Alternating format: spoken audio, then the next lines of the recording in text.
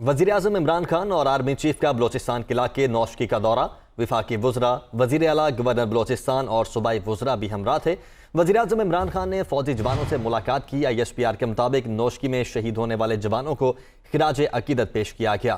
وزیراعظم کا شہداء اور ان کے لواحقین کو وطن عزیز کے لیے قربانیوں پر خراج تحسین۔ وزیراعظم نے جوانوں کی پیشہ ورانہ مہارت اور بہادری کی تعریف کی۔ وزیراعظم نے دہشت گردوں کے حملے ناکام بنانے پر جوانوں کی جرت کو بھی خوب سراہا۔ اس موقع پر وزیراعظم عمران خان کا کہنا تھا کہ دہشت گردی کے خاتمے کے لیے پاک افواج کی قومی سطح پر حمایت کرتے رہیں گے۔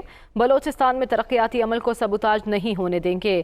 مزید کہا کہ وفاقی اور صوبائی حکومتیں بلوچستان کے حقیقی پوٹینشل کو سامنے لائیں گی۔ بلوچستان کے حقیقی پوٹینشل کو مسلح افواج کے تعاون سے سامنے لائیں گے۔ ISPR کے مطابق وزیراعظم عمران خان کی قبائلی عمائدین سے بھی بات چیت ہوئی ہے۔ وزیراعظم عمران خان نے دہشت گردی کے خلاف عمائدین کے تعاون کو سراہا ہے۔ اس موقع پر وزیراعظم عمران خان نے گفتگو کرتے ہوئے کہا کہ بلوچستان کی ترقی اور خوشحالی کے لیے تمام اقدامات بروئے کار لائیں گے۔ بلوچستان کی ترقی حکومت کی اولین ترجیح ہے۔